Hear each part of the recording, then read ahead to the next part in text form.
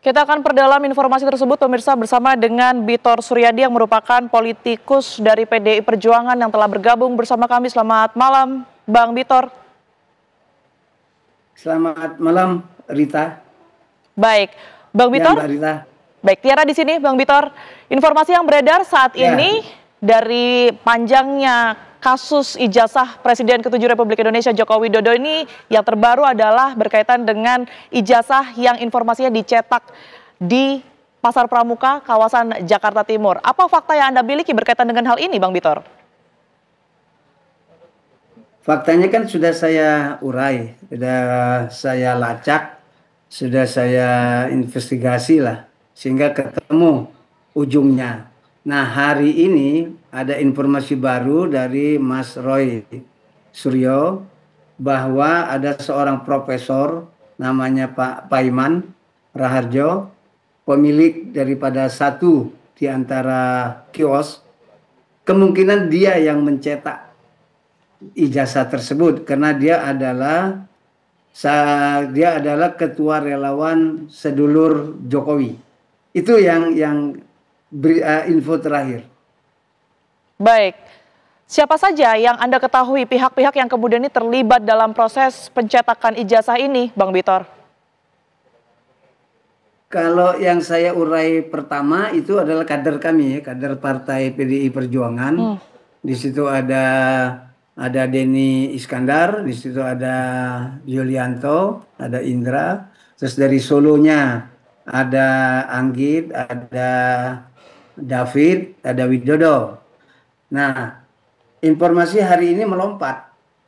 Jadi kalau tadinya kita menemukan siapa-siapa orang-orang kader, orang-orang tim Solo yang melakukan rembukan untuk membahas kekurangan dokumentasinya Jokowi untuk memenuhi syarat maju di Gubernur DKI. Nah, itu yang kita rilis tahun 2012. Kita menguraikan pertemuan-pertemuan, kita menguraikan siapa-siapa.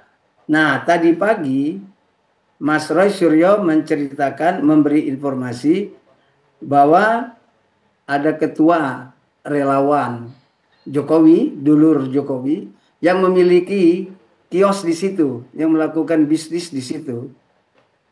Nah, jadi kemungkinan dia yang ikut terlibat dalam pencetakannya. Karena dari situ terus dia menjadi wamen, dia menjadi apa segala macam, tuh urusan lain lah.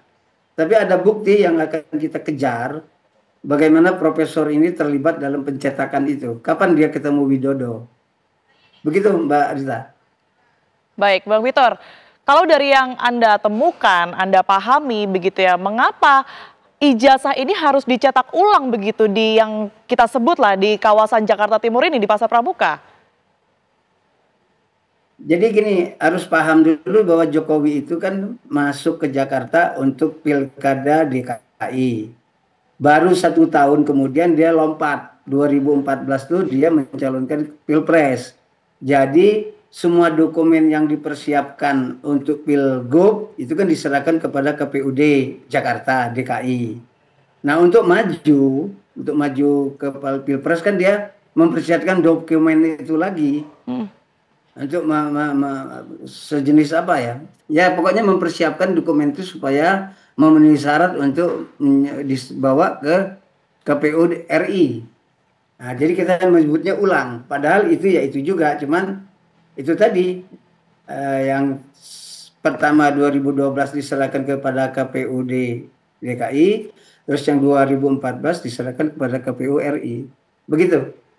Bang Bitor, apakah fakta-fakta ini juga sudah, atau mungkin bukti yang Anda kantongi ya, ini juga sudah diberikan begitu kepada pihak kepolisian, dalam hal ini yang menangani adalah Barreskrim? Saya nggak ada urusan dengan polisi. Saya berurusan dengan sesama kader partai.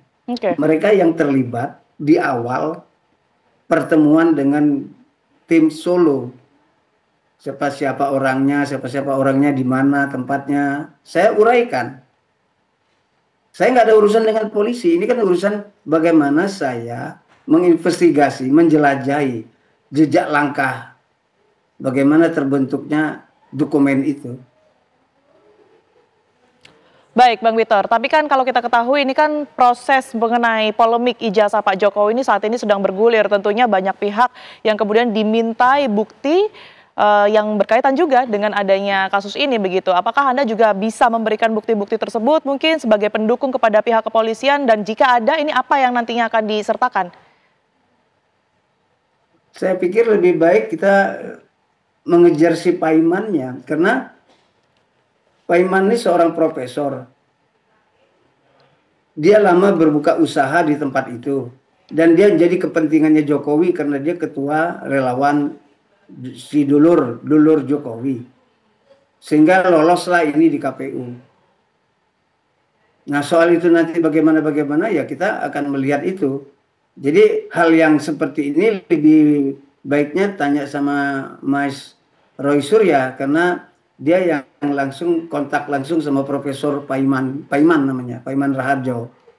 Kalau saya intern partai, saya menjelajah dari awal pertemuan tim Solo masuk ke Jakarta, ketemu dengan Mas Prasetyo Edi Marsudi, terus ketemu sama siapa, ada juga kawan dari Gerindra segala macam, mempersiapkan dokumen Ahok, mempersiapkan dokumennya Jokowi, sama-sama berbarengan rombongan ke KPUD, ketemu sama Juri Adrianto. Saya batasnya sampai situ. Nah, terus selesai DKI, Jokowi melompat menjadi presiden, Ahok menjadi gubernur. Maka tahun 2015 daerah itu, Pasar Pramuka itu dilakukan penertiban. Tertangkaplah beberapa orang pelaku bisnis sarjana itu. Nah, itu data mereka tentunya ada di Polda. Nah, dari situ terus bergulir. Sementara tahun-tahun itu semakin kencang perlawanan terhadap Jokowi. Munculnya Roy Suryo, munculnya Resmond, Tifa, Fadila, Kurnia, Egy Sujana, dan segala macam. Sehingga terjadilah kekerasan yang dilakukan oleh Jokowi. Jadi selama perjalanan itu Bambang Tri dan Gus Nur sudah dipenjara. Mereka dipenjara, divonis tanpa barang bukti berbentuk ijazah Jokowi itu. Yang kata Jokowi kalau dibawa ke pengadilan akan dia serahkan di pengadilan. Ternyata enggak. Dan pada kasus 5 orang ini yang dilaporkan Jokowi kepada Kapolda, itu barang buktinya dibawa balik. Bagaimana polisi akan berbicara dengan jaksa, dengan pengadilan, kalau barang buktinya nggak ada. Jadi ijazah palsu ini tidak pernah ada. Jokowi bawa ke polisi, diambil lagi. Padahal seharusnya barang bukti itu sampai ke pengadilan. Ini yang mengkhawatirkan kita, kalau 5 orang ini pun menjadi korban politiknya Jokowi. Baik. Itu, jadi kita bagaimana mencegah. Baik, Bang Bitor. Bang Bitor, di sejumlah media ini ada statement dari beberapa kader lainnya begitu ya, yang mengatakan berkaitan dengan ijazah Pak Jokowi ini belum tahu keasliannya ataupun juga palsu begitu ya, seperti yang kemudian ini dipermasalahkan begitu pada saat diterima di tahun 2012. Nah, berdasarkan informasi yang mungkin Anda dapatkan, ini seperti apa? Apakah pada saat itu memang hanya untuk persyaratan KPU saja atau bagaimana, Bang Bitor? Iya dong, kalau nggak ada kepentingan politik, nggak ada kepentingan pribadi, ngapain Jokowi bikin? Jadi ada 10 tahun Jokowi di Solo. Dia tidak pernah berkas. Kalau berkas dia ada, pasti ke Jakartanya lancar. Ke presidennya kan lancar. Tetapi kan tidak.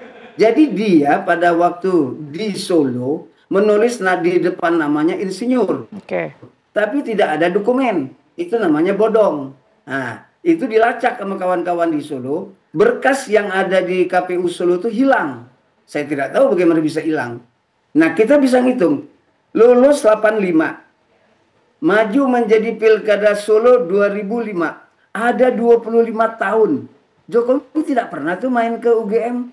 Nggak pernah tuh ada hadir di dalam reuni, hadir di dalam apa. Hilang Jokowi. Berarti kan dia bukan orang UGM. Profesor Effendi Sofyan bilang tidak ada berkas di Fakultas Kehutanan atas nama Joko Widodo. Jadi ini bisa melacaknya dari sana. Dia maju Pilkada Solo, di depan namanya ditulis insinyur, tetapi tidak punya berkas. Ketika tim Solo masuk ke Jakarta, pertanyaan pertama, kami tidak punya berkas, maka harus dibuat. Itulah dipertemukan antara Widodo sama Denny Iskandar. Nah, perjalanan mereka itulah bertemu sama Jokowi. Nah, itulah mencetak. Nah, mencetaknya mungkin kalau dapat info dari Mas Suryo, Mas Roy, itu dicetak di tempatnya Profesor Paiman itu. Nah, jadi semakin jelas ini. Jadi di Solo tidak punya dokumen. Kalau di Solo sudah punya dokumen insinyur UGM, kan nggak akan jadi masalah lagi. Sudah hebat sekali kan. Satu-satunya pada saat itu, satu-satunya lulusan UGM menjadi wali kota. Apa nggak hebat tuh? Tahun 2005. Terus maju Baik, lagi sampai 10 tahun di situ. baik, terima kasih.